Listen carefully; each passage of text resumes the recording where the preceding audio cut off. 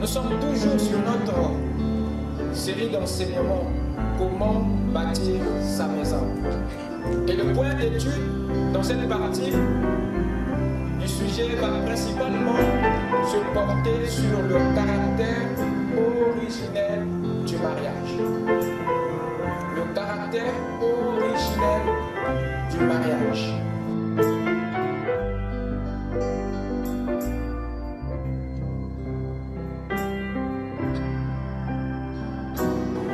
Que le Seigneur vous bénisse. Amen. Je vous salue ce matin dans le nom du Seigneur Jésus-Christ. Nous remercions le Seigneur pour la grâce qu'il nous a donnée d'être compté parmi les ressuscités. C'est toujours un privilège. Amen. Amen. Que Dieu nous donne de le servir. Amen. Alors sans plus tarder, nous allons rapidement nous lever pour lire les Saintes Écritures. Ouvrez avec moi dans Genèse 5, le verset 2.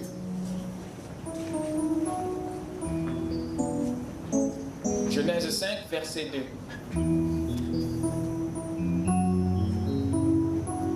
Il créa l'homme et la femme, il les bénit et il les appela du nom d'homme lorsqu'ils furent créés. Je répète. Il créa l'homme et la femme. Il les bénit et il les appela du nom d'homme lorsqu'ils furent créés. Amen. Inclinons nos têtes pour la prière. Seigneur notre Dieu, nous te sommes reconnaissants, Père, pour cette matinée de la résurrection que tu nous as accordée. Seigneur, nous sommes venus pour recevoir un conseil de toi. Nous sommes venus, Seigneur, pour que, Père, tu places au-dedans de nous la vie dont nous avons besoin. Afin que, Père, quelque chose soit redressé, afin que notre vie soit meilleure qu'elle a été. Seigneur Dieu, nous voulons que, Père, tu te mêles à cette réunion, Seigneur. Amen. Toi qui sièges les gloires, je prie, Père, que tu regardes dans chaque cœur et que tu te souviennes de chaque requête. Amen. Seigneur Dieu, je prie, Père, que tous ceux qui sont venus, Père, reçoivent une divinité de ta part, Seigneur. Que les malades soient guéris, que les affligés soient consolés, que les perdus soient sauvés, que les rétrogrades reviennent à la vie. Seigneur Dieu, nous croyons que tu es le Dieu de la résurrection et dans ta présence, Seigneur, rien ne demeure mort, Père. Nous te remettons ces instants, croyons que tu béniras ta parole dans nos âmes et tu nous accorderas un réveil ce matin pour ta gloire et ton honneur dans le nom du Seigneur Jésus-Christ. Amen. Je vous prie de vous asseoir. Allons-y dans Malachie chapitre 2, le verset 13 à 14.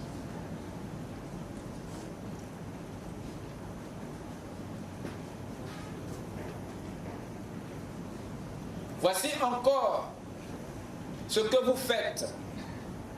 Vous couvrez de larmes l'autel de l'Éternel, de pleurs et de gémissements, en sorte qu'il n'a plus égard aux offrandes et qu'il ne peut rien agréer de vos mains. Et vous dites pourquoi?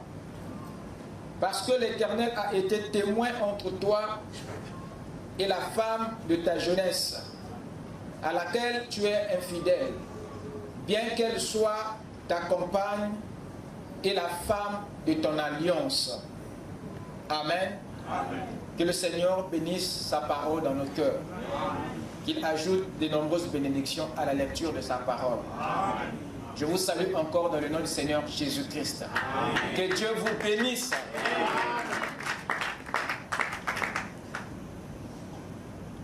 Nous saluons tous ceux qui nous suivent à distance, tous ceux qui sont en Occident et partout sur la terre. Que le Seigneur Jésus-Christ les bénisse richement. Ce matin, nous allons dire un petit quelque chose pour ce qui regarde les relations de couple. C'est un petit message qui sera donc scindé, partagé entre les mariés et les célibataires. Je vous demanderai donc de me suivre attentivement. Et ça servira aussi de base, de fondement, non seulement pour ceux qui sont déjà mariés, mais aussi pour votre progéniture. Parce que si les parents ont la matière, et facilement, ils pourront en transmettre à la jeune génération qui, à bien voir, ont besoin effectivement de ce que nous savons. Amen. Amen. Nous sommes toujours sur notre série d'enseignements « Comment bâtir sa maison ». Et le point d'étude dans cette partie du sujet va principalement se porter sur le caractère originel du mariage. Le caractère originel du mariage. C'est très important. C'est très important d'évoquer ce sujet. Pourquoi? Parce que vous remarquerez que tout ce que Dieu crée a une forme. Tout ce que Dieu fait a une forme. Rien n'existe sans forme. L'arbre a une forme. La mangue a une forme. L'homme a une forme. La femme a une forme, n'est-ce pas? Et pour ce qui concerne le mariage, il y a une forme que Dieu avait attribuée au mariage. Et c'est cette forme-là, à mon avis, que le mariage a perdu avec le temps. Raison pour laquelle il ressemble maintenant à tout, sauf au mariage. Il a gardé une forme qui n'est pas le sien. Nous lui avons attribué une forme qui n'est pas sa forme en réalité. Ce qu'il est aujourd'hui, quand on essaie bien de voir, n'est plus ou n'est pas ce qu'il est ou a été au commencement. Ce qu'il est aujourd'hui n'est plus ce qu'il est dans la pensée de Dieu. Il me semble que nous avons perdu sa forme. Il me semble que le mariage a perdu sa forme. Raison pour laquelle nous voulons nous immerger dans la parole pour voir quelle était cette forme, quel était ce caractère et où est-ce qu'il a été perdu et comment le lui rétrocéder. Quelqu'un me suit? Est-ce que vous êtes là? Amen. La conception que nous avons du mariage n'est pas la même que celle de Dieu. Dieu ne perçoit pas le mariage de la même manière que nous. Raison pour laquelle nous devons tous faire un effort aujourd'hui de monter sur les remparts de la parole afin de le voir à la manière de Dieu. C'est très important. C'est très important. Pour Dieu, le mariage n'est pas un simple accord émotionnel.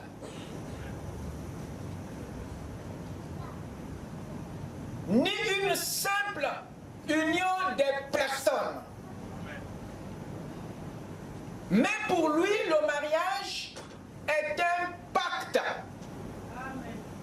Une alliance entre deux individus. Nous nous sommes arrêtés à l'union.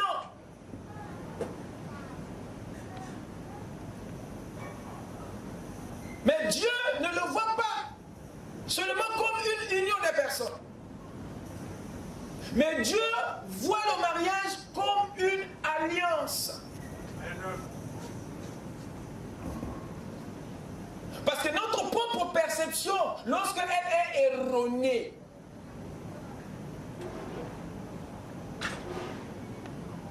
elle pollue nos actions. Il est difficile de bien agir dans une affaire où, pour commencer, ta vision, ta conception, ta perception, elle est erronée. Voilà ce dont nous souffrons. Le diable a tout fait pour ôter au mariage son véritable caractère, sa véritable forme, afin que les gens ne le prennent plus au sérieux. Il s'est arrangé de façon que les gens le prennent et le voient comme une simple union pour qu'ils ne l'honorent pas.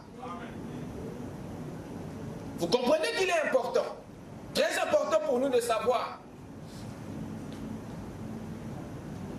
très capital pour nous de savoir que la conception et la perception que nous avons du mariage est bel et bien la même que celle qui est dans l'esprit de Dieu. Il faut que nous nous rassurons.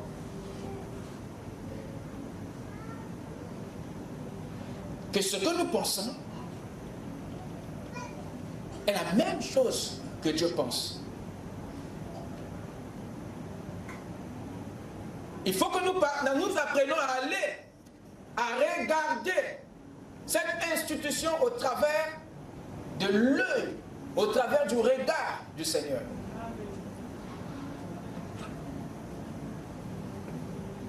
On n'y entre pas dans une alliance en se demandant que vais-je gagner ici? Mais on y entre en se demandant plutôt qu'ai-je à donner? Notre façon d'y entrer détermine, révèle la perception que nous avons de la chose. Si tu y rentres parce que tu as quelque chose que tu dois gagner, ça veut dire que ta perception que tu as du mariage n'est pas la même que celle qui est en Dieu. Mais si tu y entres dans l'idée d'apporter quelque chose, alors là, tu es dans l'esprit de l'alliance et non dans l'esprit de l'union. Nous avons aujourd'hui donné au mariage la forme d'une association, la forme d'une rencontre, la forme d'une cohabitation émotionnelle. Et nous avons omis l'aspect alliance, qui est un aspect très important, plus capital.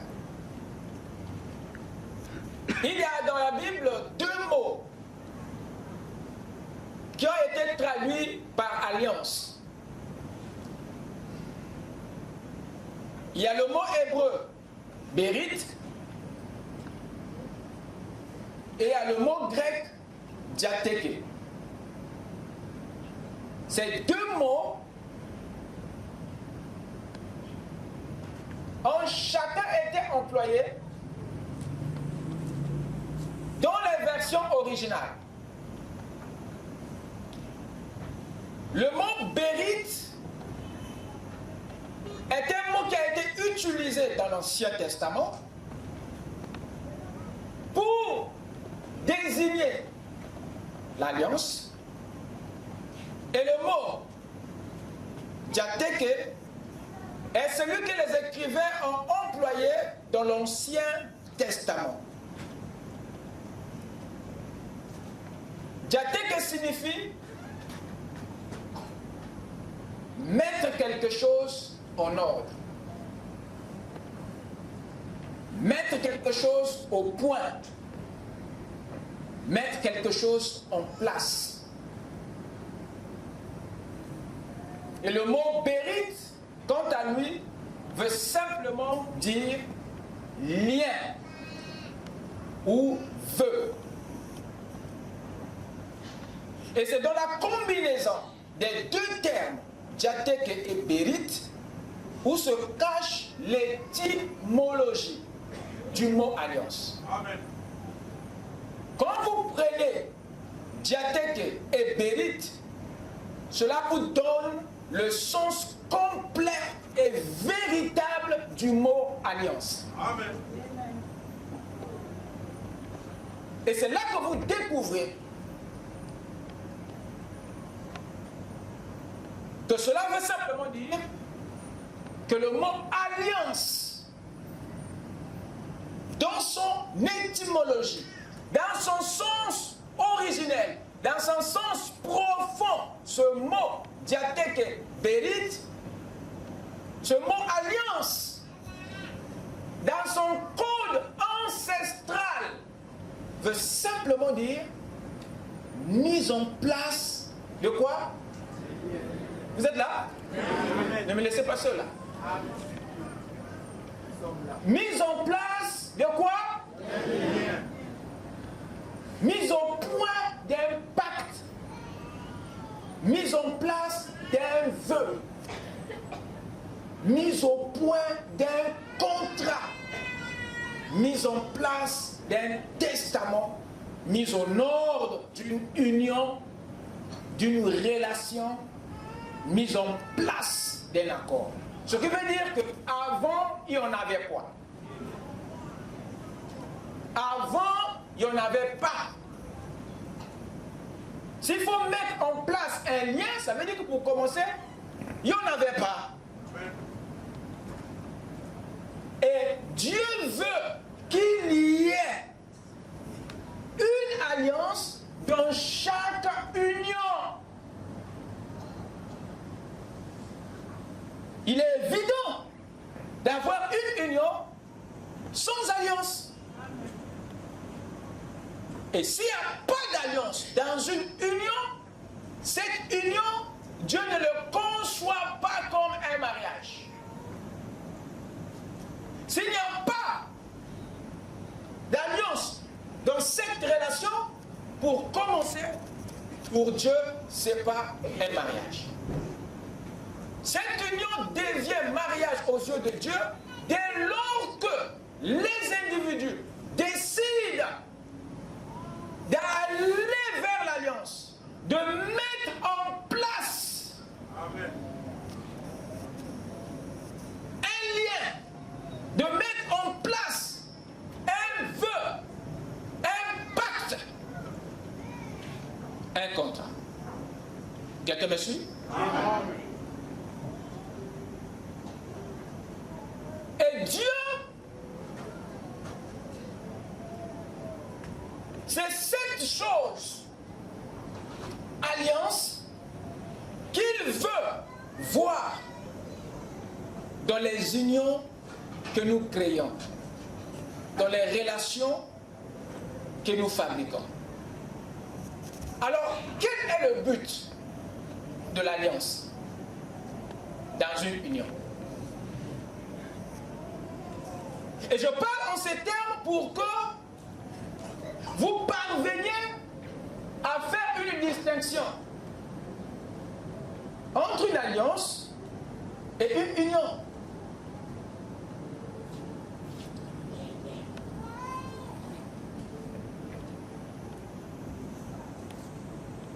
L'alliance est conclue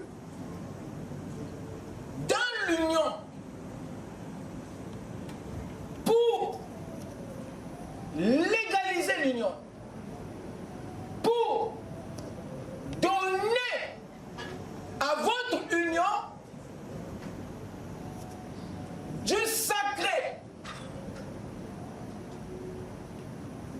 L'alliance est conclue dans une relation pour la catégoriser. Parce que l'alliance donne à votre relation une autre dimension.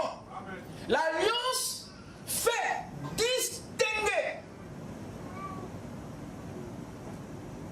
L'alliance change la nature de votre relation. Si vous étiez par exemple des concubins, si vous étiez par exemple des amis, lorsque l'alliance est mise en place, automatiquement votre union, votre relation change de dimension et de forme. Amen. J'ai dit quelque chose? Amen. Pourquoi? Parce que l'alliance catégorise. Il prend votre relation et il le place dans une autre catégorie. L'alliance valorise votre union. Votre union n'est plus perçue comme n'importe quoi, mais votre union se trouve par l'alliance une place qu'elle n'avait pas auparavant. Amen. Se trouve une place aux yeux des dieux. Amen. Et des hommes. Amen. Vous êtes là? Amen. L'alliance s'est conclue pour discipliner. Ah oui, pour réglementer quoi? La conduite des individus dans l'union, dans le mariage. C'est l'alliance qui réglemente vos actions. Parce que dans l'alliance, il y a des clauses, des termes. Ce qui fait que vous n'êtes plus libre de faire n'importe quoi. Mais quand il n'y a pas une alliance, je prends un exemple. Je ne suis pas marié.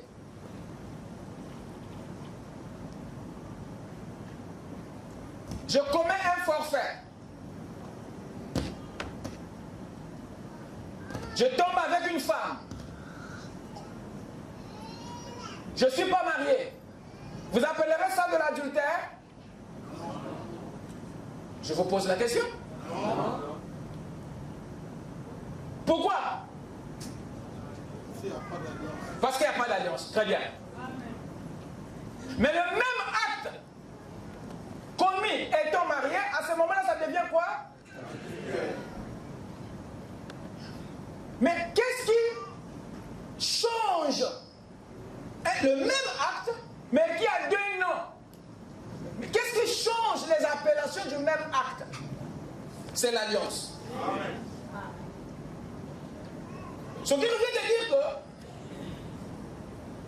lorsque l'alliance est conclue, il y a des choses que tu ne peux plus faire. Il y a des choses qui changent. Ce qui était perçu hier comme ceci ne l'est plus à l'instant où l'alliance est bouclée. L'alliance vous emprisonne. Ça, c'est le vrai mot. Je suis désolé d'appeler tous les mariés ce matin des prisonniers. Vous ne m'en voulez pas pour ça, c'est la vérité.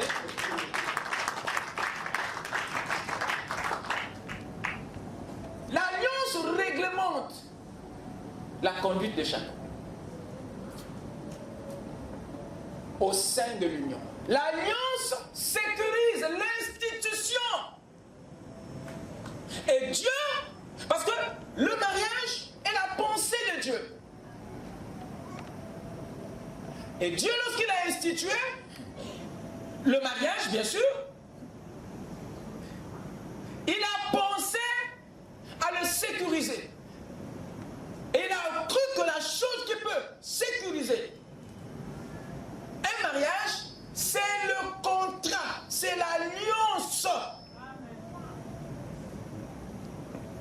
Raison pour laquelle il a placé l'alliance dans le mariage, dans la relation. L'alliance est conclue pour donner à votre progéniture un cadre de vie sociale, un modèle générationnel. Parce que vous enseignez par modèle. Et en évoluant dans l'alliance, vous donnez à vos enfants, sans vous rendre compte, le même schéma. Il y aura une force qui va les pousser à reproduire ce que vous avez fait. Amen. Alors, dès lors que vous ne tenez pas compte de l'alliance, ça veut dire que vos enfants seront libres, non plus un repère. L'alliance donne un repère à la génération. Amen. Vous me suivez? Amen.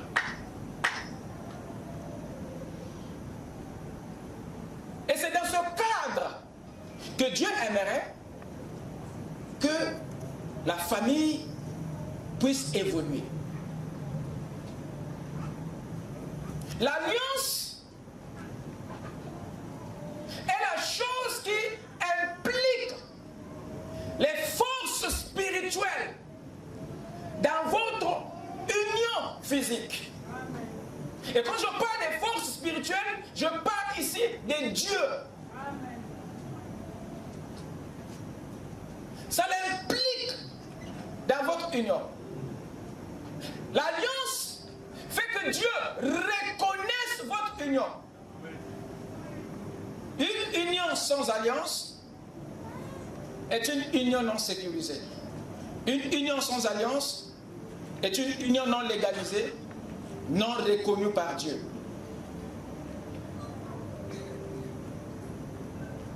Raison pour laquelle nos mariages, nos unions aujourd'hui n'ont plus la forme et le caractère qu'elles avaient au départ. Et le diable peut facilement maintenant nous détruire, nous et notre sémence. Parce que l'alliance est le caractère que Dieu avait attribué au mariage à l'origine. Et c'est ce que nous devons veiller, et nous devons tous voir la chose de cette manière. Si le mariage pour vous n'est pas une alliance, alors soyez-en certains que tout ce qui suivra là sera de la confusion. L'alliance retient les hommes et les femmes à certaines choses, à certains abus. Bien que cela peut se faire, mais Dieu a eu des bonnes raisons pour l'avoir instituée. Et nous verrons cela. L'alliance est ce qui compte. L'alliance est ce qui intéresse Dieu. Que vous soyez bon ou mauvais, mais l'alliance est une bonne chose pour Dieu. Il ne va jamais changer d'avis parce que votre partenaire est mauvais, parce que vous êtes mauvais. Il ne changera pas d'avis au sujet de l'alliance. Mais au sujet de vous, il peut vous lui changer d'avis. Mais l'alliance reste un principe que Dieu a validé dans le ciel et sur la terre. Amen. C'est à cause de ça qu'il n'approuve pas une cohabitation sans alliance. C'est à cause de ça qu'il n'accepte pas, n'approuve pas une union sans alliance. Amen. Regardez, dans Genèse 5 ici, il est dit ceci. Dieu créa l'homme et la femme. Vous me suivez?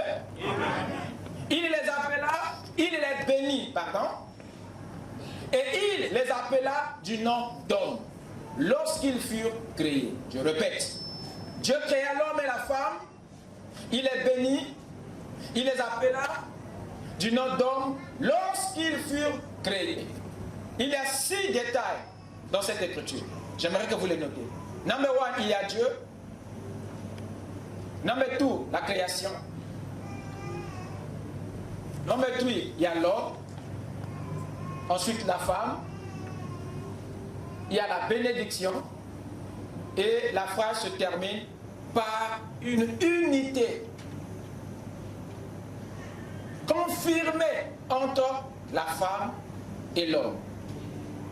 Ce qui se traduit par le nom unique.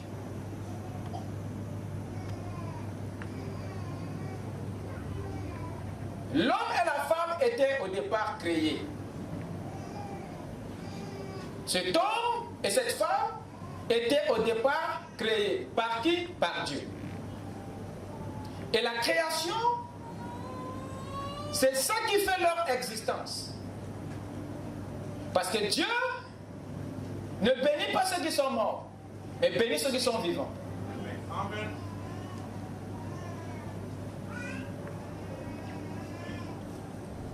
Et quand l'homme et la femme sont venus, Dieu n'a pas voulu que ces deux cohabitent sans être bénis. Qu'est-ce qu'il fait? Il les crée, un couple, et la chose qui suit, c'est la bénédiction. Il les bénit. Dieu crée l'homme et la femme. Après la création, remarquez, Dieu se précipite à les bénir. Pourquoi? Et de quelle bénédiction s'agissait-il? Amen. Parce que l'homme et la femme étaient des esprits qui avaient déjà reçu la domination. Amen. Ils avaient déjà l'image, ils avaient le power. C'était déjà une forme de bénédiction. Mais ça, quand il est créé, c'est un couple que Dieu avait et Dieu les bénit. Cette bénédiction, à mon entendement, c'était une bénédiction nuptiale. Amen. Dans ce mot,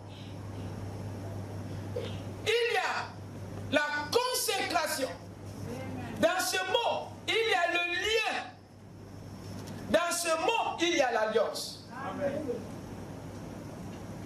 Vous allez me dire, qu'est-ce qui te le fait dire? Mais des fois, il faut étudier les Écritures. Comment vous expliquez que, après que Dieu les ait bénis, la femme a été appelée du nom de l'homme? Parce que la Bible dit, il créa l'homme et la femme, ok, c'est bon. Il les bénit, ok, c'est bon. Et après, il les appela du nom d'homme. Alléluia. Les deux sont devenus un. Amen. Alors de quelle bénédiction s'agissait-il? Dieu crée l'homme et la femme, il les bénit et il les appela du nom d'homme. Amen. Amen. Dieu devait les bénir, devait les unir, devait les lier pour que leur cohabitation soit légale, pour que leur union soit reconnue, officielle.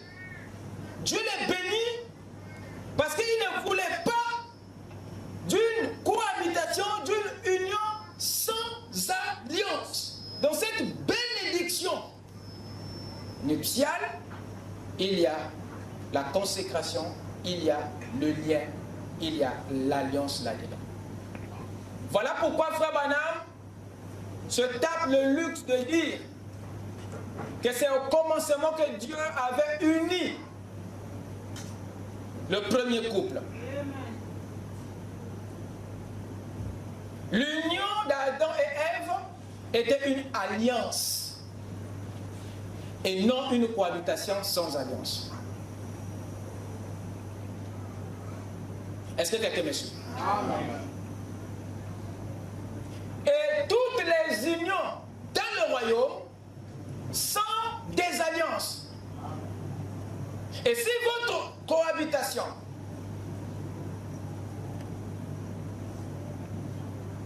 n'est pas encore une alliance, vous avez l'opportunité de rattraper les choses. Vous avez l'occasion de la transformer, de la changer. Est-ce que quelqu'un me suit? Amen. Pourquoi? Parce que c'est très important pour notre expérience chrétienne. C'est très important pour notre marche. C'est une partie de la justice. Dans notre vie de couple, il y a une justice de Dieu qu'il faut accomplir. Et cette justice, c'est cette alliance. Dieu n'est pas contre l'amour entre deux personnes. Non. Dieu n'est pas contre ça. Mais Dieu est plutôt contre une relation, une cohabitation, une union sans alliance. Amen. Amen. Parce que Dieu aimerait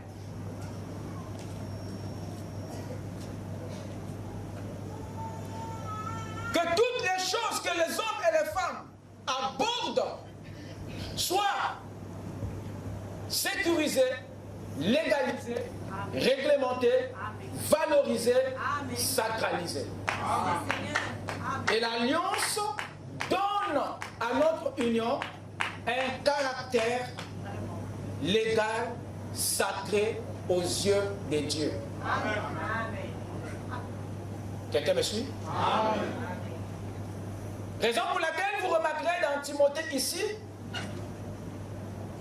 Dieu poussait, Dieu qui pousse ses enfants vers l'alliance. Mais tout en sachant bien sûr qu'une autre tendance peut nous empêcher. Parce que nous vivons dans des moments où les gens préfèrent rester dans une union sans alliance. Les gens n'aiment plus les alliances. Les gens préfèrent maintenant des unions libres.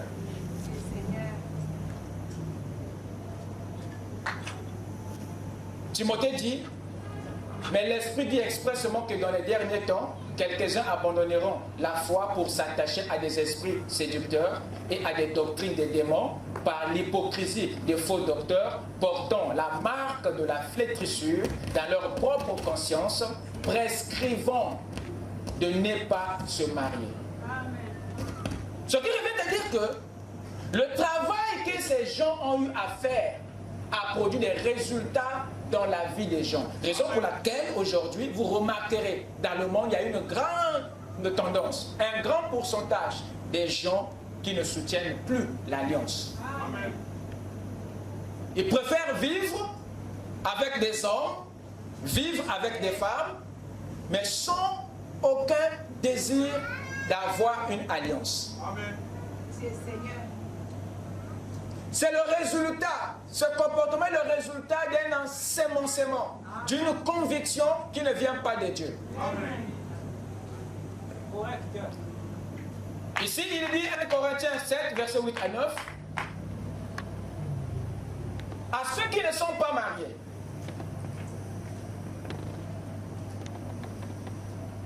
et aux veuves, je dis qu'il leur est bon de rester comme moi.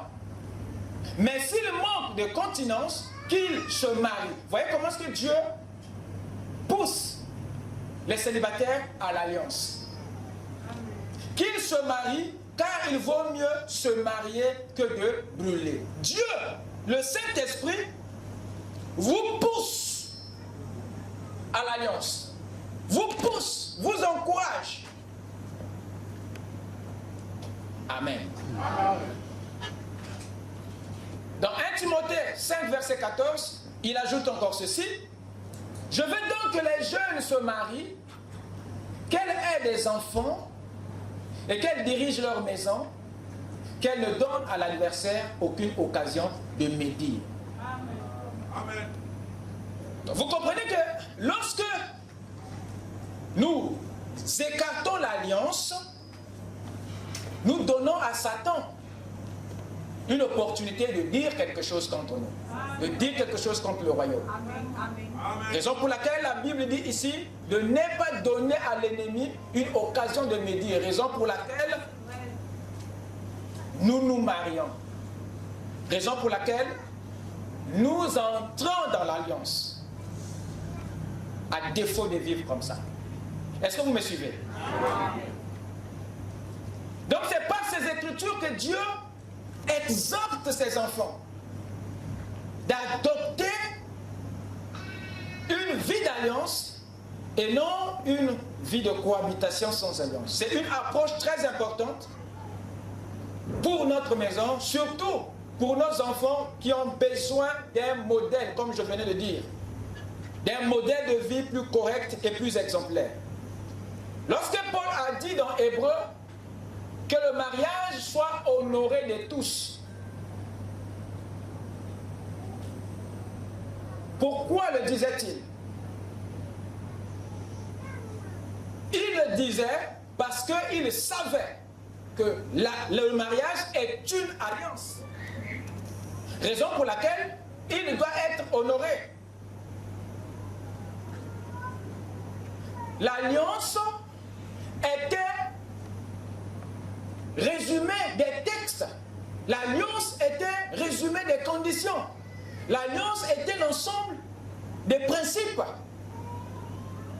Et Dieu veut que ça soit honoré. En d'autres termes, respecté. Il n'a pas dit que les mariés, il n'a pas dit que le couple soit honoré. Non, il dit que le mariage soit honoré. C'est le mariage qu'il faut honorer parce que c'est une alliance. Amen.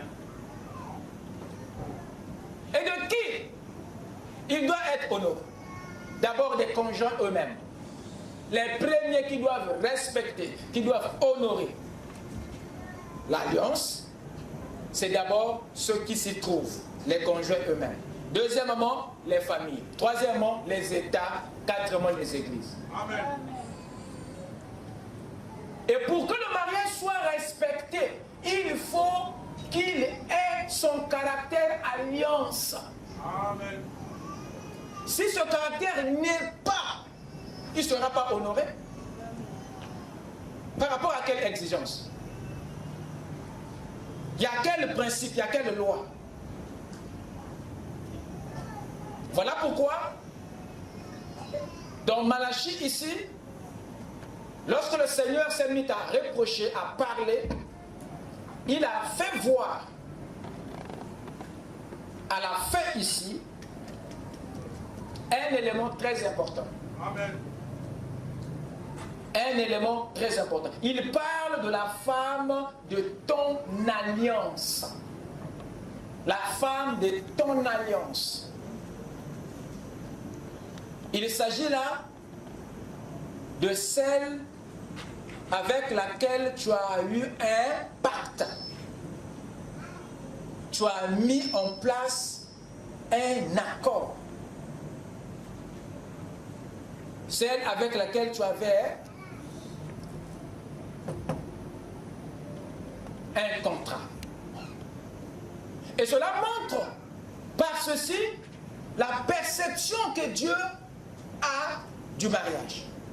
Cela montre que Dieu ne voit pas le mariage comme une simple union, mais il le voit comme une alliance. Amen. Et le prophète dit, dans une cérémonie de mariage, il lui dit ceci, pour rejoindre cette même pensée, ce que nous avons perdu. Il dit, acceptez-vous cette femme comme votre épouse légitime pour vivre avec elle dans ces liens sacrés du mariage. Promettez-vous de l'honorer, de l'aimer et de la chérir dans la maladie et la santé, dans la richesse ou la pauvreté, et d'abandonner toutes les autres et de vous rattacher qu'à elle aussi longtemps que vous serez tous deux en vie. Le mari répond, je le promets. Acceptez-vous cet homme comme votre mari légitime pour vivre avec lui dans ces saints liens sacrés du mariage. Promettez-vous de l'aimer, de l'honorer et de le chérir dans la maladie et la bonne santé, et d'abandonner toutes les autres et de ne vous attacher qu'à lui aussi longtemps que vous serez tous deux en vie. La mariée répond, je le promets. Alors écoutez maintenant, frère Branham, je vous demanderai un signe qui montre que cette alliance sera toujours observée. Amen.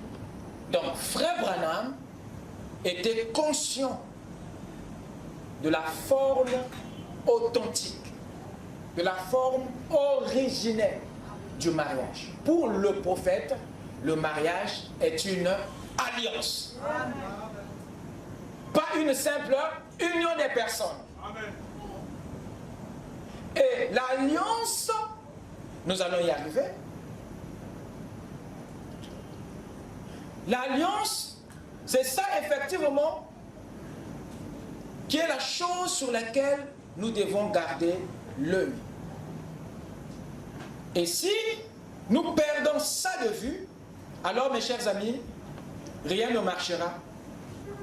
Non seulement pour nous-mêmes, aussi pour notre génération, pour notre suite. Lorsqu'il dit que le mariage est une alliance,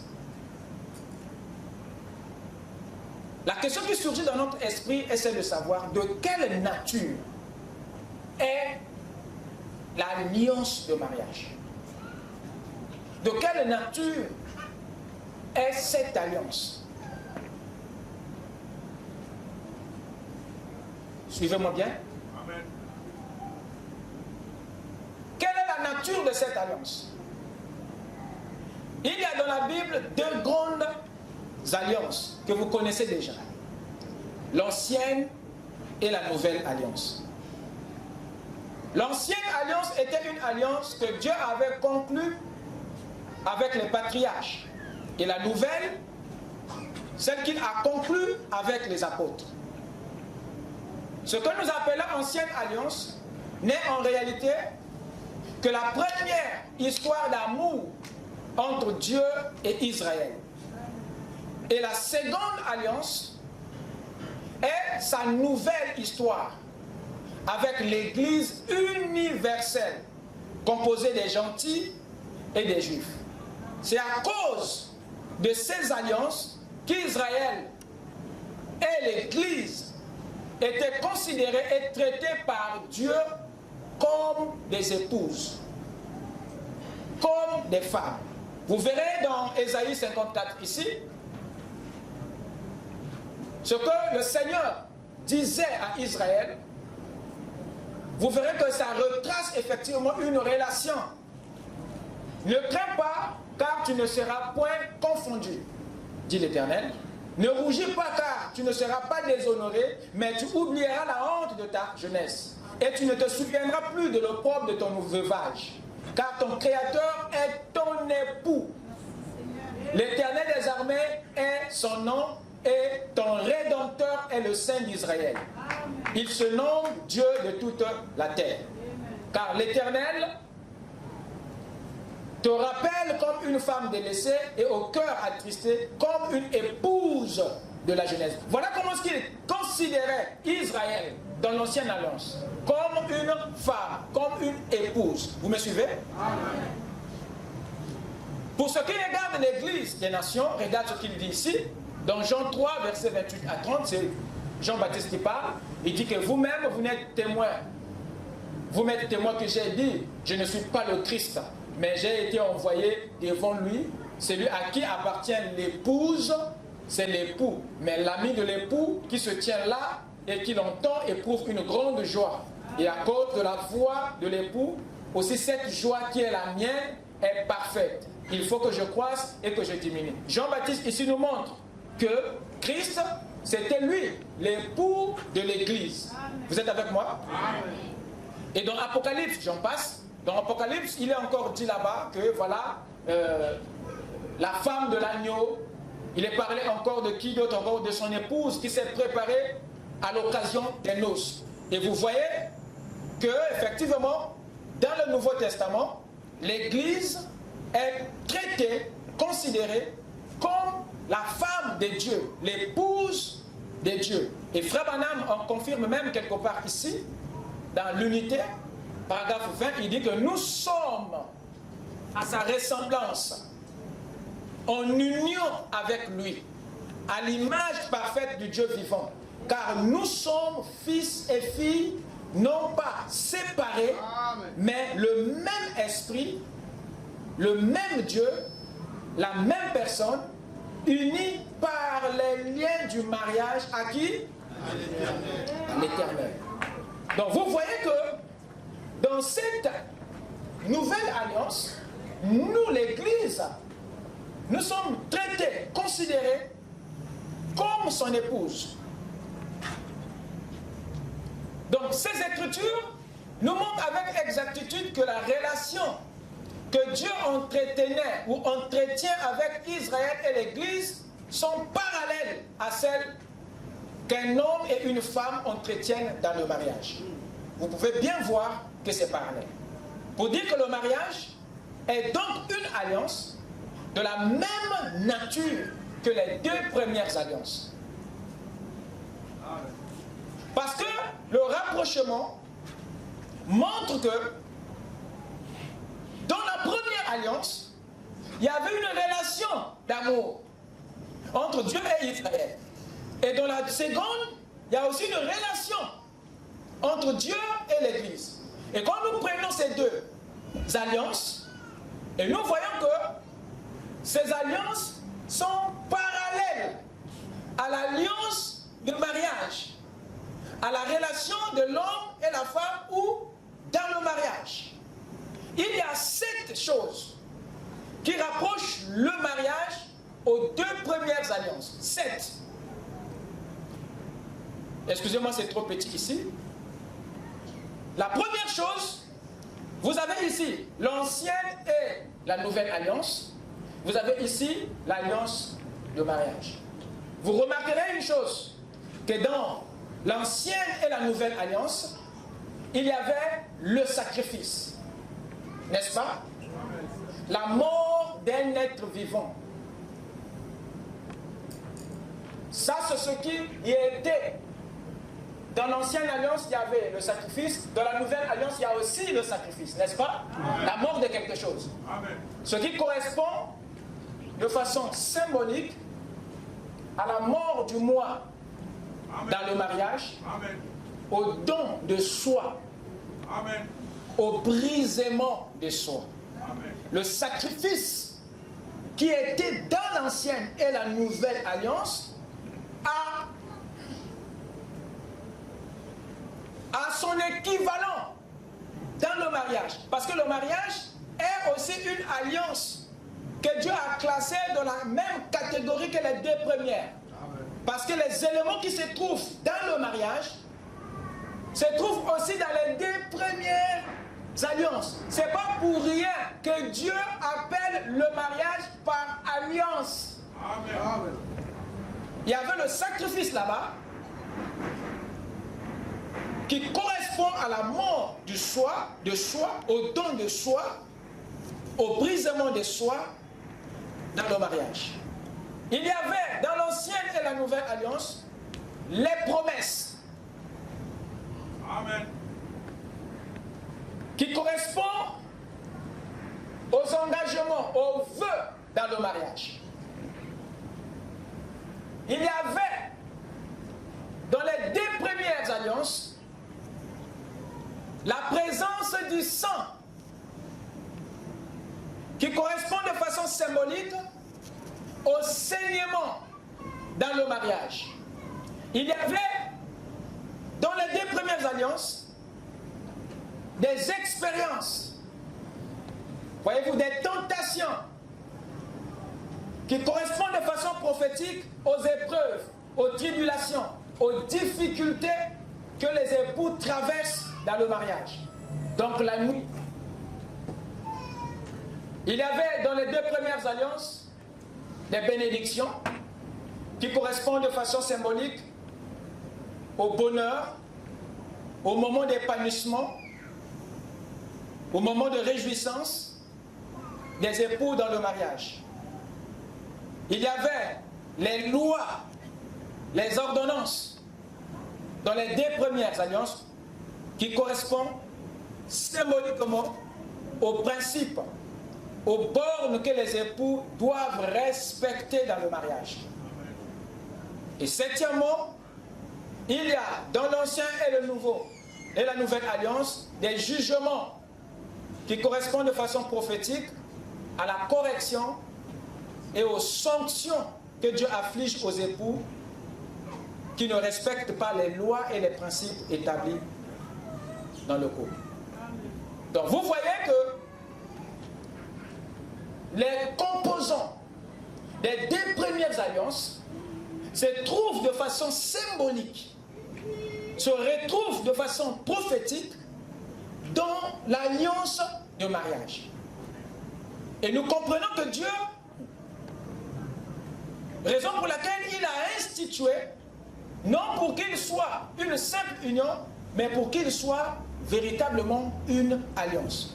Dieu a institué le mariage pour qu'il soit une alliance où il y aurait les vœux de fidélité qui correspondent aux promesses, où il y aurait le don de soi qui correspond au sacrifice, où il y aura le sang qui correspond au saignement, où il y aura les expériences qui correspondent aux épreuves des époux, où il y aura les bénédictions qui correspondent au bonheur, où il y aurait des principes, des lois qui correspondent aux bornes. Parce que dans le mariage, il y a des bornes, il y a des lois, des principes. Il y aurait des jugements qui représentent ici des sanctions. Donc, en un mot, vous pouvez voir combien fort est le rapprochement. Vous voyez, le rapprochement entre les deux premières alliances et le mariage. Et ça classe le mariage dans la même liste des alliances. Raison pour laquelle le mariage figure parmi les grandes alliances de la Bible. C'est l'une des raisons. Parce que vous retrouverez là-dedans les mêmes éléments qui étaient dans la première et dans la seconde. Voilà pourquoi on ne doit pas minimiser cette relation de couple que Dieu appelle par alliance. Alors je vais aborder ici un élément très important. La présence du sang dans le mariage, dans l'ancienne et la nouvelle alliance, est un détail qui montre que ces alliances sont toutes des alliances de sang. Pourquoi? Parce qu'aucune d'entre elles n'a été conclue en dehors du sang, n'a été conclue sans le sang. Le mariage, mes chers amis, est une alliance de sang. Je suis là en train de vous parler de la forme originelle, le caractère originel du mariage. Amen. Et ce caractère, c'est l'alliance. Pourquoi le mariage est une alliance? C'est parce que vous retrouverez là-dedans les mêmes composants des deux grandes alliances. Ce rapprochement-là est important. Voilà pourquoi Dieu est strict avec ça. Alors remarquez, pourquoi le mariage est une alliance de sang? En quoi est-il donc une alliance de sang? Il y avait dans l'ancienne alliance le sang animal. Dans la nouvelle alliance, nous avons eu le sang de Dieu. Et dans l'alliance de mariage, il y a le sang humain. 3 types de sang, un type de sang pour chaque alliance. Je ne sais pas si vous le voyez. Amen. Je répète. Dans l'ancienne alliance, nous avons eu un sang animal. Dans la nouvelle, nous avons eu le sang de Dieu. Mais dans l'alliance de mariage, le sang qui est là, c'est le sang humain. Ce qui nous donne 3 vases de sang. Le premier vase, c'est l'animal. La Bible le dit. Hébreux 13, verset 11. Le corps des animaux, dont le sang est porté dans le sanctuaire. Dans la première alliance, le vase qui nous apportait le sang, c'était un animal. Zacharie 9, verset 11 dit, « Et pour toi, à cause de ton alliance scellée par le sang, je retirerai tes captifs de la fosse où il n'y a pas d'eau. » Donc, il montre ici que le sang d'animal était ce qui était présent dans la première alliance. Et ici, dans Zacharie, il montre que la première alliance était une alliance qui était scellée avec le sang. C'est-à-dire, lorsque cette alliance fut conclue, parmi les éléments qui y figuraient, il y avait aussi le sang. Vous suivez? Et le deuxième vase de sang que nous avons eu, que l'humanité a eu, c'était qui? C'était Emmanuel. Jésus. Il est le corps qui nous a produit le sang dans la nouvelle alliance. Vrai ou faux? Il dit ici dans Luc, il prie. Il dit que cette coupe est la nouvelle alliance. Il dit qu'il prit de même la coupe après le souper et le leur donna en disant, cette coupe est la nouvelle alliance en mon sang qui est répandue pour vous. Et dans 1 Jean 5, verset 6, il dit, c'est lui, Jésus, Christ, qui est venu avec de l'eau et du sang. Non avec de l'eau seulement, mais avec l'eau et quoi? Donc il y a la présence du sang dans la nouvelle alliance, comme dans la première. Ceci est un rapprochement que je suis en train de faire pour vous montrer que le mariage est une alliance de la même nature que les premières alliances. Parce que vous ne pouvez pas voir la portée de cette alliance si et seulement si vous n'avez pas de repères. Pourquoi Dieu s'acharne sur le mariage? C'est à cause de ces éléments. Et vous verrez que le vase que Dieu a prévu dans le mariage pour apporter le sang c'est la femme. Vous me direz, Pasteur Lys, Pasteur Gershom, comment? La femme est le corps que Dieu a prévu pour fournir le sang dans l'alliance de mariage. À l'alliance, dans la première alliance, c'était l'animal. La deuxième alliance, c'était Emmanuel. Mais dans l'alliance de mariage, ce n'est pas toi, frère. Mais c'est la femme qui est choisie comme le corps, le vase de sang. Et le sang qui intervient dans l'alliance de mariage ici n'est pas celui des menstrues, mais celui de l'hymen.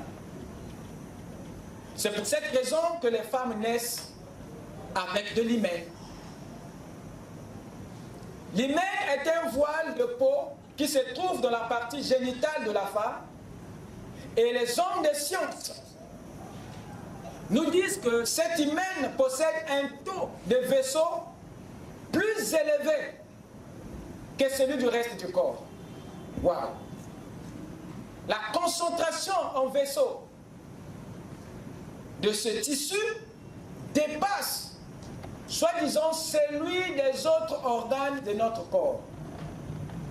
Et la seule chose qui provient de cet hymen, les scientifiques disent que c'est le sang. La seule chose qui provient de cet hymen n'est autre chose que le sang. Conclusion, l'hymen est donc un mini sac de sang, un mini réservoir de sang. L'hymen est le symbole et la preuve physique de la virginité d'une femme. Ça, c'est ce que nous savons. Mais il est aussi le réservoir de sang. C'est là-dedans que Dieu a caché le sang de l'alliance. Le sang du scellement. C'est un grand mystère. Amen. C'est un peu scandaleux ce que je dis. Et comment Dieu a fait des choses de façon paradoxale. Et l'homme ne s'est pas arrêté pour réfléchir. Le sang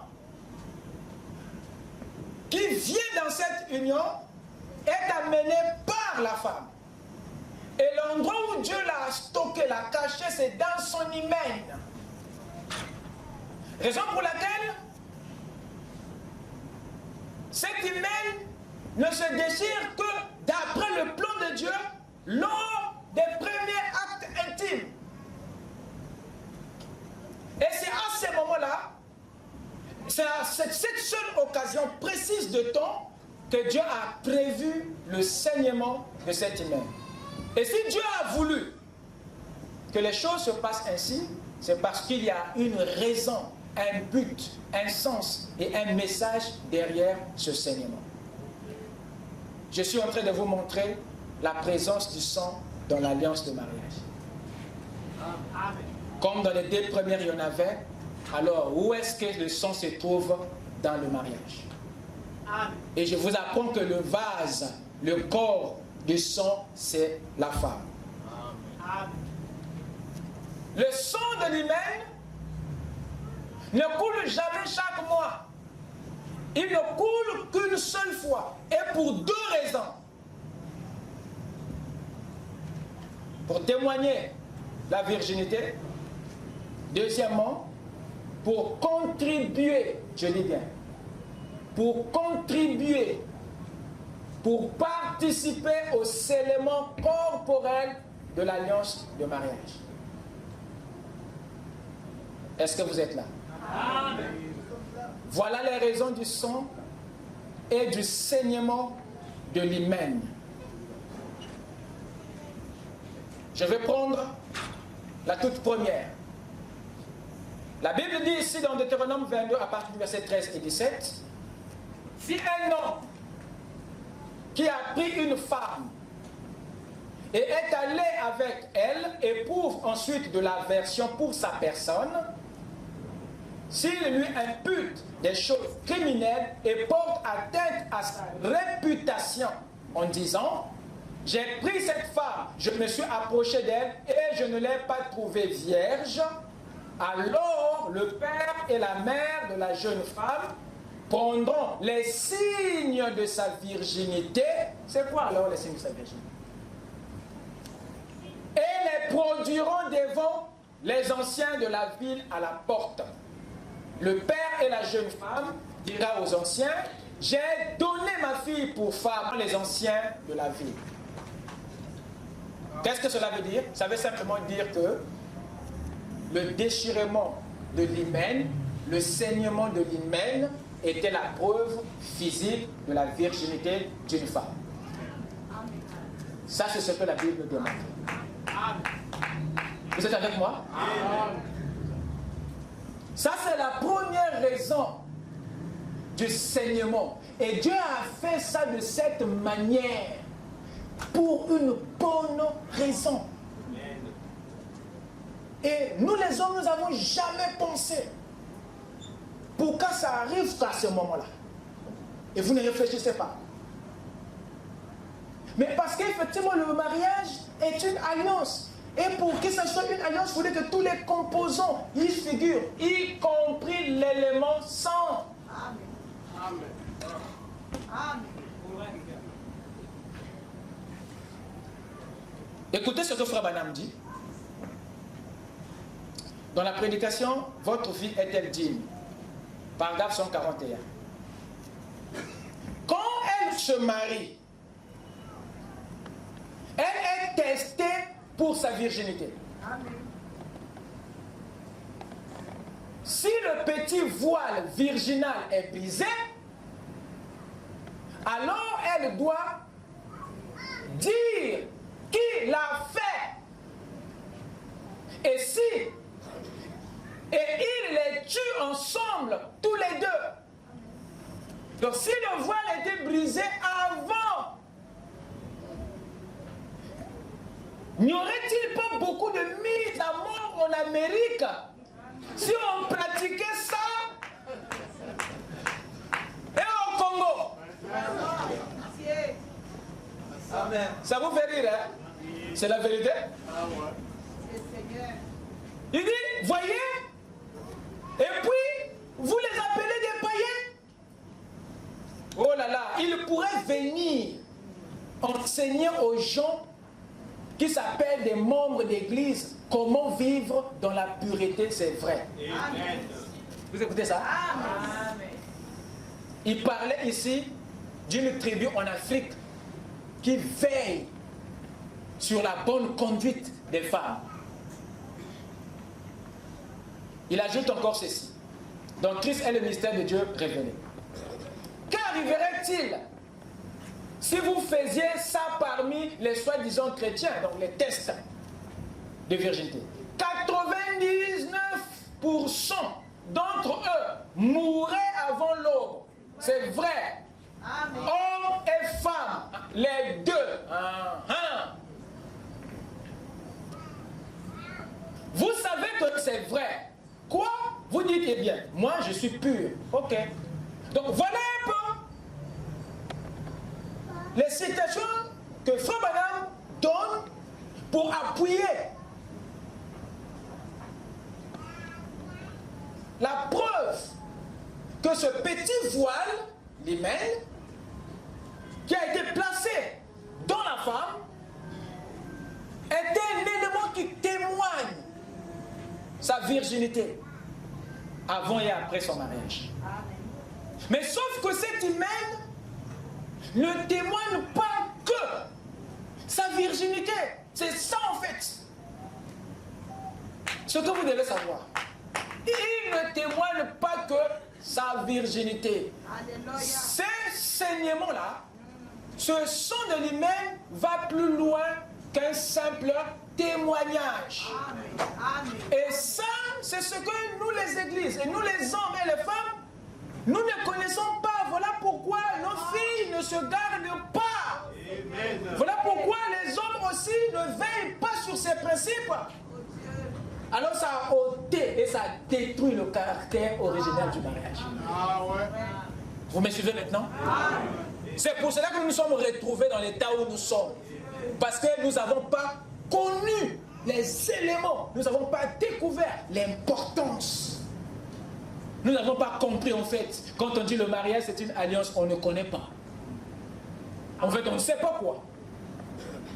Mais on n'a pas les bases qui prouvent que c'est une alliance. Il y a quoi dedans pour que ce soit une alliance? Qu'est-ce qui compose le mariage qui lui donne le caractère alliance? Il y a quoi? Il faut les connaître. Raison pour laquelle je vous partage cette étude. Ce n'est pas une prédication, c'est une étude que je vous partage. Afin que vous ayez ces éléments en vous et que vous deveniez des meilleurs éducateurs pour la jeune génération. Amen. Amen.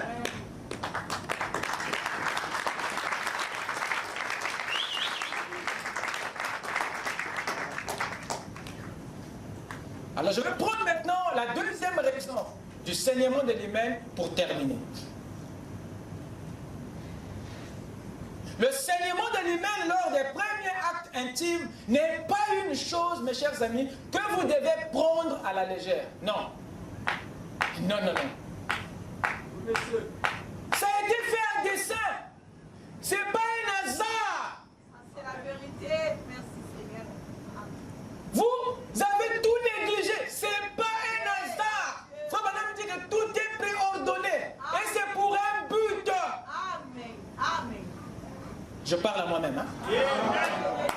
Amen.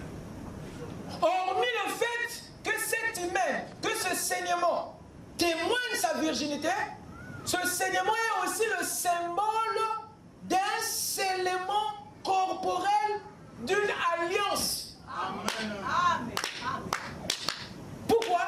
Parce que à ce moment précis de l'acte, les deux baignent dans le même sang. C'est symbolique. Qu'est-ce qui se passe?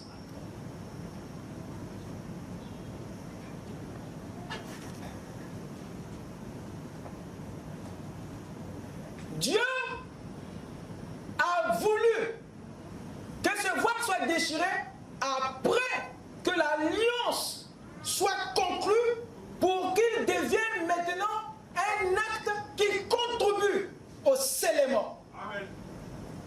Mais la présence de son sang dans lequel les deux partenaires baignent est un acte symbolique de scellement. Amen. Amen. Voilà pourquoi c'est très important. Dites Amen. Amen.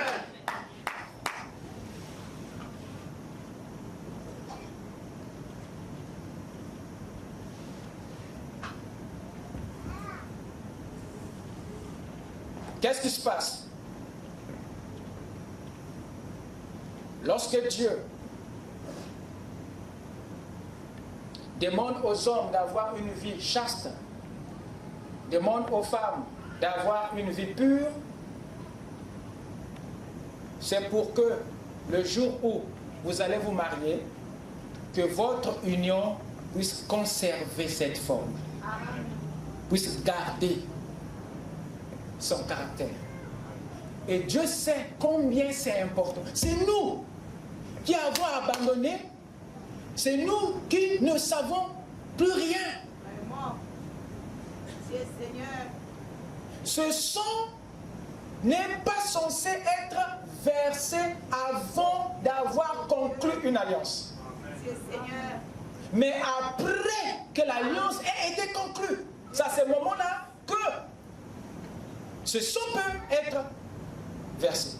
Parce qu'il vient confirmer, il vient contribuer, j'allais dire. Alors, si nos jeunes enfants n'ont pas ça en tête, ils vont se livrer à n'importe qui, à n'importe quoi. C'est mon Dieu. Vous écoutez ça? Amen. Mais je vous rassure ce matin que nous servons un Dieu de restauration. Nous servons un Dieu de restauration. Tout ce que les Gazam, les Sélèques, les îles ont dévoré, Dieu est capable de restaurer. Je n'ai pas dit ici que c'est l'hymen que Dieu va restaurer, non. Amen. C'est ça. C'est les vertus. qu'il va restaurer. Ce qui est perdu est perdu. Mais Dieu restaurera les vertus parce que tu es sa fille qui s'est répandue. Amen. Amen. Afin que tu aies droit à la bénédiction. J'ai envie de finir. Alors c'est pourquoi vous remarquerez dans la Bible tout entière, lorsque une vierge était déshonorée avant l'alliance, avant le mariage, elle était obligatoirement prise comme épouse par celui qui l'avait déshonorée. Peu importe les raisons que ce dernier pouvait avancer pour refuser cette dame, on lui donnait par les lois, il prenait cette dame. Pourquoi? Parce qu'il venait de verser un sang qui ne coule qu'après que l'alliance soit conclue. Alors tu ne peux pas t'échapper.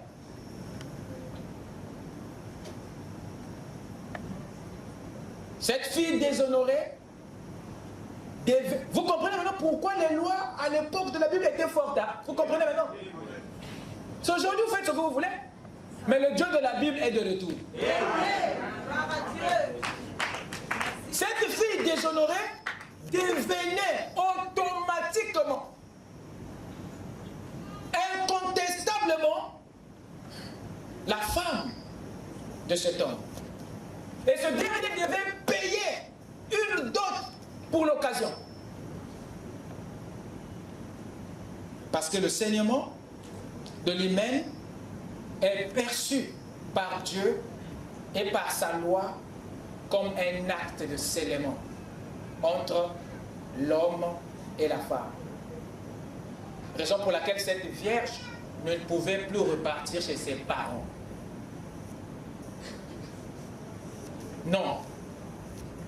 Il ne pouvait plus. Après qu'elle ait versé son sang, elle ait perdu son hymen, brisé, elle devait être prise par cet homme-là qui l'a fait.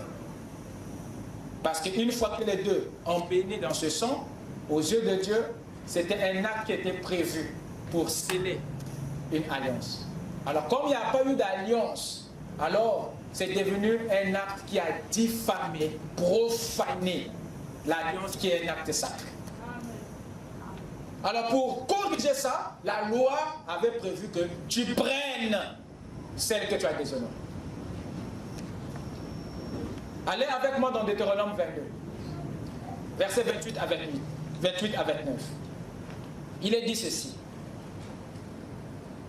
Si un homme rencontre une fille, une jeune fille vierge non fiancée, lui fait violence et couche avec elle, et qu'on vienne à les surprendre, l'homme qui aura couché avec elle donnera auprès de la jeune fille 50 cycles d'argent, et parce qu'il l'a déshonorée, il la prendra pour femme et il ne pourra pas la renvoyer tant qu'il vivra. Amen. Amen. Pourquoi? Pourquoi ça? Oh, il y a des accidents. Rien. Oh, je ne savais pas. Rien.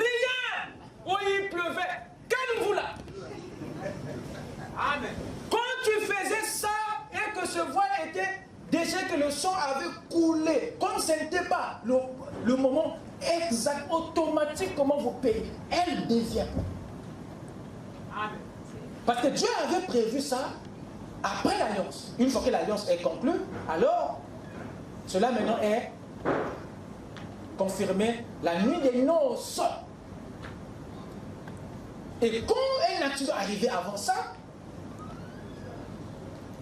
tu prenais la dame. Il n'y a pas d'excuse. Il la prendra pour femme. Il ne pourra pas la renvoyer tant qu'il vivra. Non, plus de question. Parce que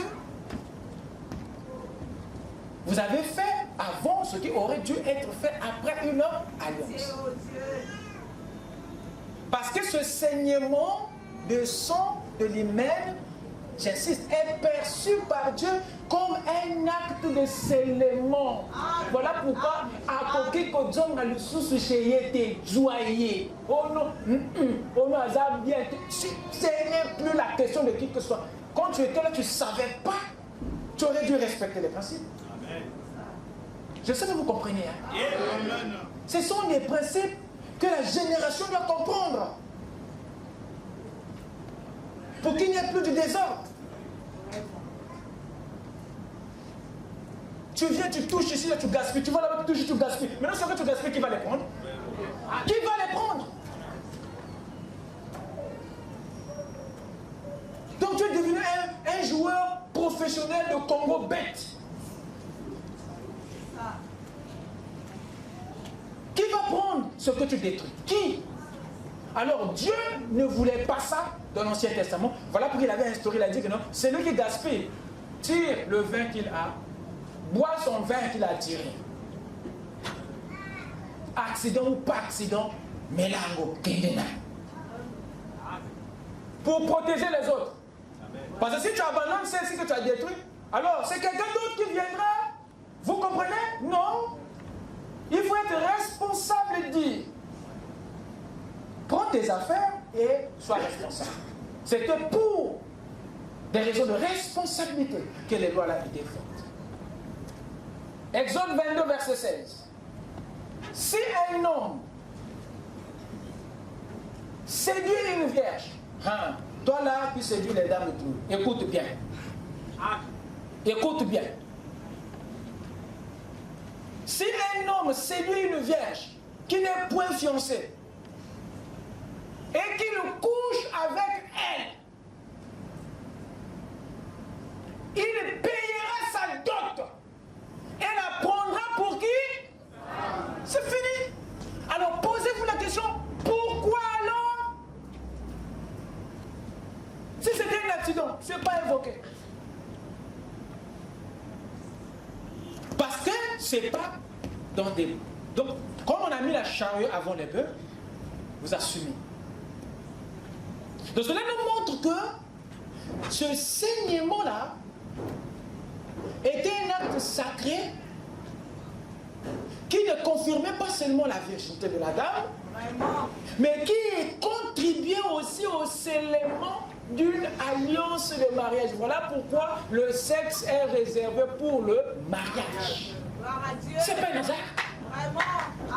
Et le mariage, pour Dieu, c'est une alliance, pas une simple yaka tofanda. Non. Amen. Raison pour laquelle vous devez régulariser. Merci mon Dieu. Vous devez mettre en place une alliance. S'il n'y en a pas dans votre union, il faut mettre en place Diateke. Il faut mettre en place Bérit. S'ils ne sont pas là, afin que la chose soit alignée. Donc, on donnait la dame au gars, c'est pour que la chose soit rapidement corrigée. C'est pour qu'elle soit corrigée. C'était pour rattraper. Donc, il paye la dot là pour légaliser l'erreur qui a été faite. En fait, que Dieu ne frappe pas le pays. En fait, vous comprenez ça? Amen. Parce que c'était une alliance. Mais quand donc vous voyez que cela a été dit parce qu'à cette époque, les gens n'avaient pas du respect pour le mariage. Ils n'avaient aucun respect. Ils faisaient des choses avant comme ils voulaient, à la manière qu'ils voulaient. Et c'est ce que nous voyons aujourd'hui. Il n'y a pas de respect. Vraiment. Parce que vous n'avez pas la bonne conception. Ce que vous croyez du mariage n'est pas ce que la Bible croit. Il faut que la vision du mariage revienne dans les esprits des fils et filles de Dieu, afin que nous ayons un futur meilleur. Dieu veut des hommes de principe. Dieu veut des femmes de principe. Est-ce que vous m'écoutez? Parce que le mariage n'est pas une simple union, mais c'est une alliance. Voilà la forme originelle du mariage. Et c'est ce qui doit être pour vous et pour nous. Que Dieu vous bénisse.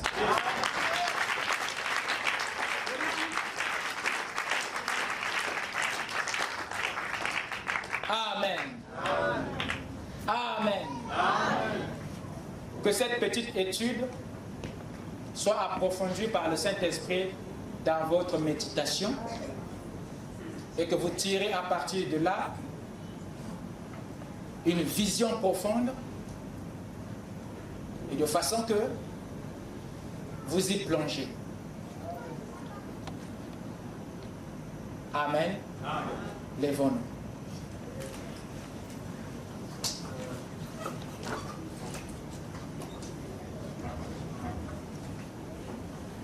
Mon cœur chante.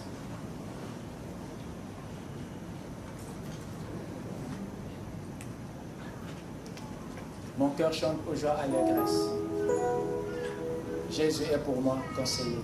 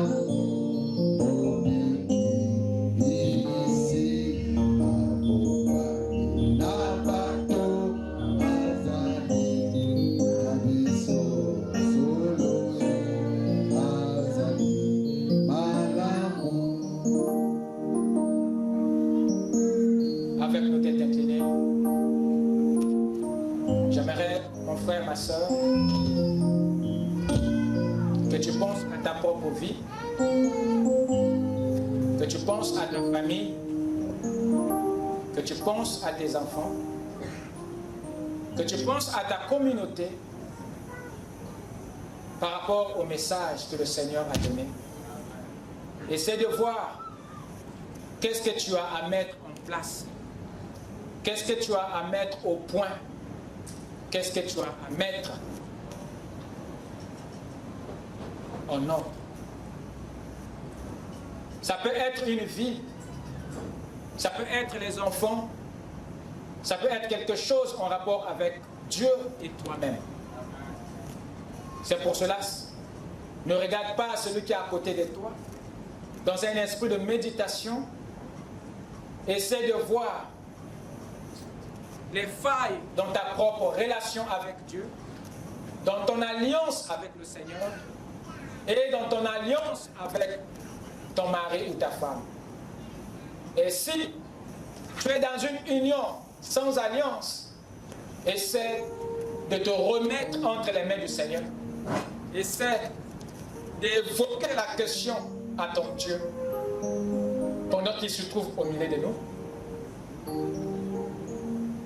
Essaie d'évoquer la situation même pour tes enfants, pour les jeunes hommes et les jeunes filles, que chacun se prenne en charge, que ce message soit un message de sensibilisation, un message d'éveil, un message de découverte, de conscience, afin que les erreurs ne se commettent plus dans la vallée et que les hommes et les femmes ne puissent plus se livrer au monde, mais de se souvenir de ce caractère originel, de savoir que Dieu tient à l'alliance. Il veut que les choses soient conservées pour l'alliance. Il veut que l'alliance soit au devant. Raison pour laquelle nous devons mettre notre vie en ordre, nous devons mettre nos mariages en ordre, nous devons tout mettre en ordre. Parce que nous sommes des fils de l'alliance. Que chacun élève sa voix dans son cœur ou dans sa bouche et qu'il parle à son Dieu pour ce qui les concerne. Prions tous.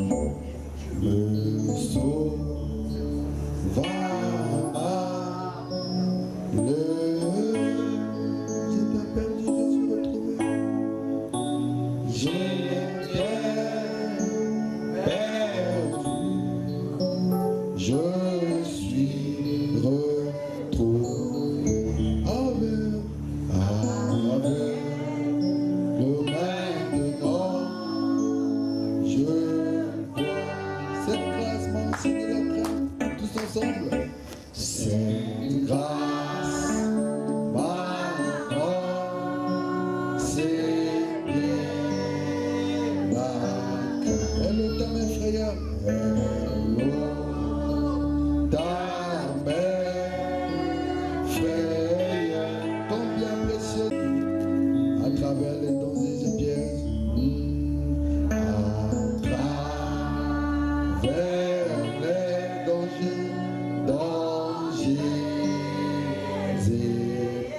Par où je suis venu, par où je suis venu, cette grâce m'a gardé aussi loin. Oh, cette grâce m'a gardé aussi, me conduira au ciel, me conduira au ciel. Nous avons pendant 10 000 ans, nous avons pendant 10 000 brillé comme le soleil, brillé comme le soleil. Nous pouvons louer notre Dieu tous ensemble. Oh, nous pouvons plus qu'à notre début, plus qu'à notre début.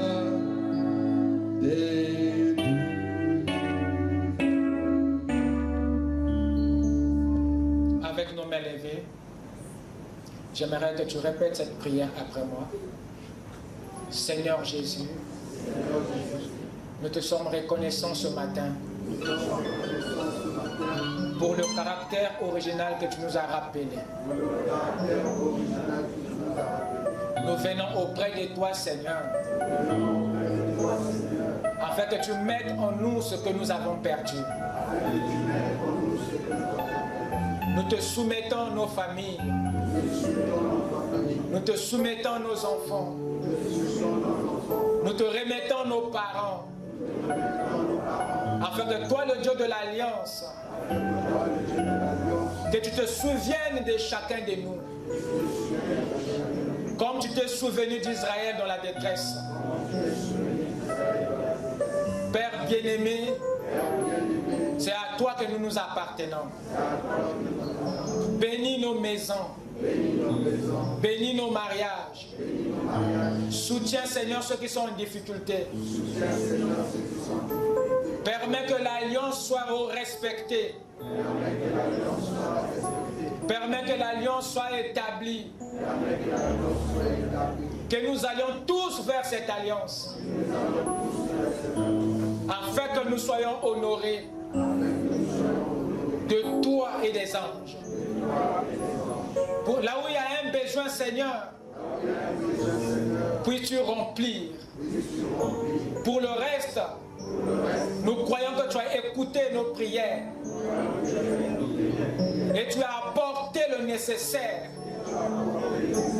pour bénir les célibataires, pour bénir les mariés, pour bénir l'Église et ton épouse partout sur la terre. Dans le nom du Seigneur Jésus-Christ, nous t'avons consacré nos foyers. Amen. Que Dieu vous bénisse. Allez dans la paix du Seigneur.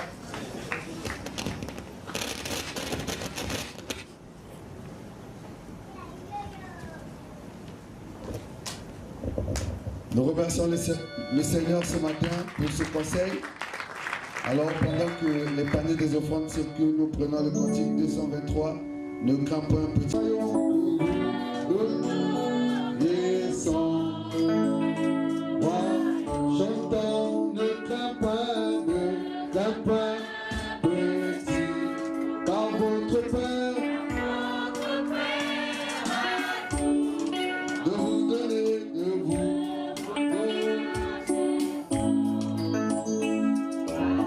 Chantons Alléluia,